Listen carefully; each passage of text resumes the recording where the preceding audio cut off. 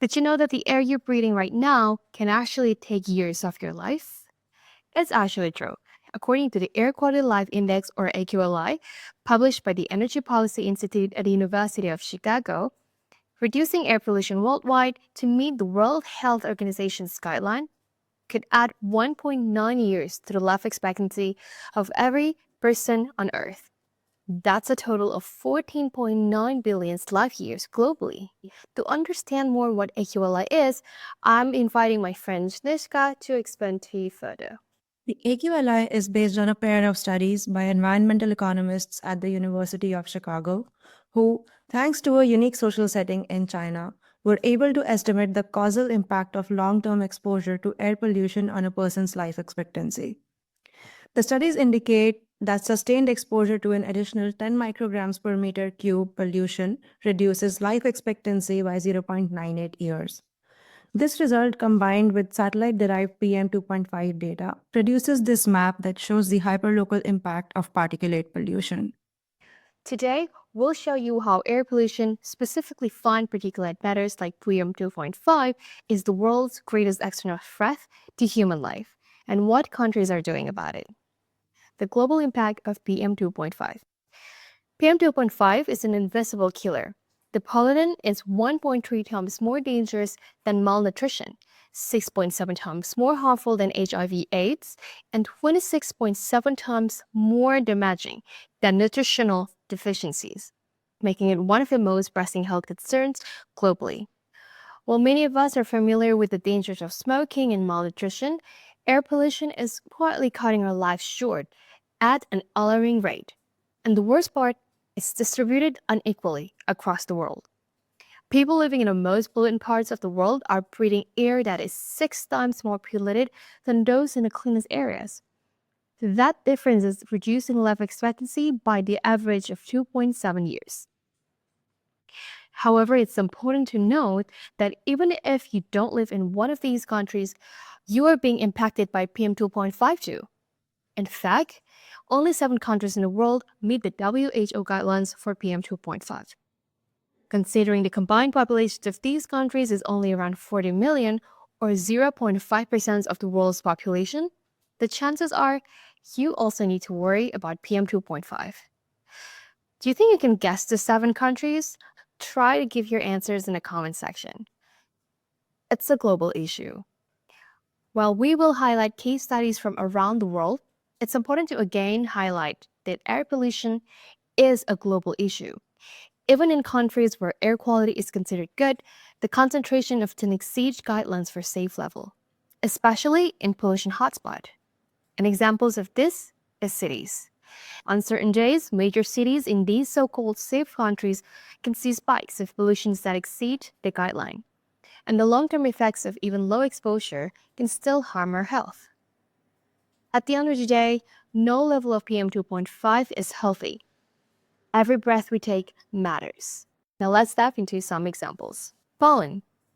Poland is one of the most polluted countries in the European Union, largely due to its reliance on coal for energy and heating. This has led to significant health burdens, particularly in cities like Krakow and Warsaw. On average, people in Poland are losing 0.9 years of life expectancy due to air pollution.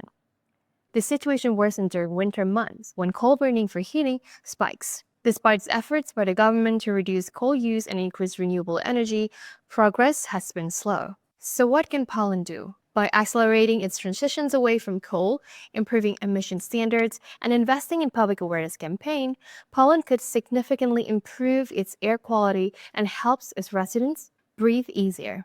California Central Valley. Despite significant improvements in air quality since the Clean Air Act, regions like California's Central Valley still face high PM 2.5 pollutions. Wildfires, agricultural activities, and vehicle emissions combine with the valley's geography to trap pollutants, making it one of the most polluted areas in the U.S. In Kern County, residents are losing nearly 8 months of life expectancy due to high pollution levels. While California leads the world in clean energy policies and strict vehicle emission standard, the growing frequencies of wildfires driven by climate change is an escalating challenge. South Asia. South Asia is home to the most polluted air on the planet. Here, people are breathing in air that is 8 times more polluted than the WHO deems safe.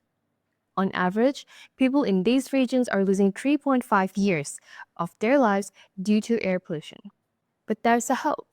In 2022, South Asia saw an 18% drop in air pollution, the largest single-year decline in over 2 decades.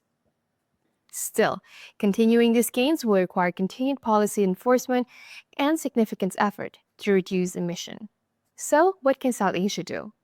With more targeted policies such as the Kathmandu Valley Management Action Plan and the Bangladesh Step to reduce bricklaying usage, the region can continue to see improvements in air quality. China. China is one of the world's biggest success stories when it comes to tackling air pollution. Since 2013, China has reduced its PM 2.5 pollution by 41%. The result? Chinese citizens are now living, on average, 2 years longer. In cities like Beijing, the air has improved dramatically. Residents here are living almost 4 years longer due to the reductions in pollution. These obviously didn't happen overnight. China's strict policies from limiting coal power plants to reducing vehicle emission played a major role in this progress. And China isn't stopping. By 2025, they aim to reduce particulate levels by another 10% compared to 2020 levels, adding a further 4 months to the national average life expectancy. The future. While progress is being made in parts of Asia, pollution levels are rising on the other parts of the world, like Africa and Middle East. In Nigeria, air pollution is 5 times the WHO guidelines, cutting 2 years of life expectancy. Iraq's Babus governorate is even worse. People there could live 4.1 years longer with cleaner air. In these regions, industrial emissions, vehicle exhaust, and waste burning are driving the increase of PM 2.5 pollution. If action isn't taken soon, millions of people will continue to lose years of their lives.